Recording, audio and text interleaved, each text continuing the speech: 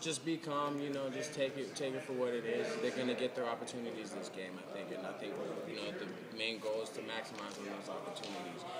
Things are going to happen. There's going to be ups and downs in the game. It's the ability to bounce back. That's what makes you a great player, is if you can bounce back from the negatives and do something great on the other side. What does it do?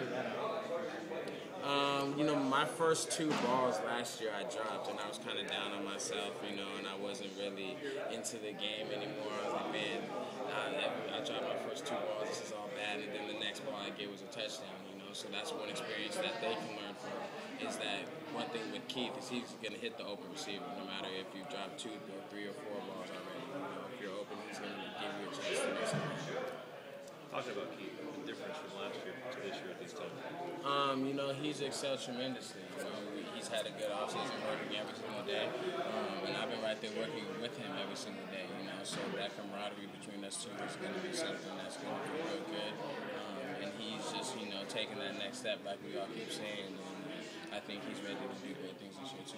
Keith mentioned your defense has a swagger. Are you seeing it as well? You've been going up against these guys in practice every day? Yeah, most definitely. I think they're a lot more confident this year. I mean, they trust their coaches, and they're making a lot more plays. And I think that they're going to come out this year and really do some damage. You and Trey Watson had some battles this most fall. Definitely. To see him earn that starting job, I obviously assume he deserved it. Yeah, he deserved it. The thing with me and him is the competition is going to bring out the best in both of us. When we start battling, we start talking and getting in each other's face, that's going to make each of us better. And it definitely has, and he's a perfect example of that. He was able to get that starting spot after walking on. That's just a great story right there. What does it do for your offense to have 2 speed guys like Kendall Taylor and Jedon Mickens along with you and Kasen? It's real good because they have the ability to get open. I think one thing with Jermaine leaving, he was a 4-4 guy. He had the ability to have that speed. A lot of people say that I don't have that speed. I believe I do. People say I don't, but it's just good for them to expand the field. Have another deep threat and just guys that just run real crisp routes and always make the DBs on the toes. Kasen and Trey, you kind of think of the fastest guy.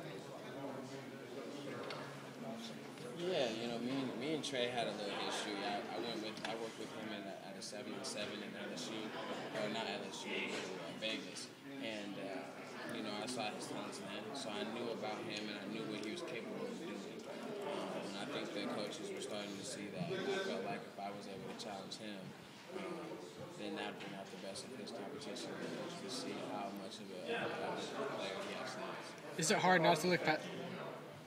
I'm sorry, what was that? Thank you yet? Nah. I won't take any of that credit. Is it hard to not look past the San Diego State game and towards LSU? Is it hard? Not really. I've only been paying attention to LSU, my bad. There it goes.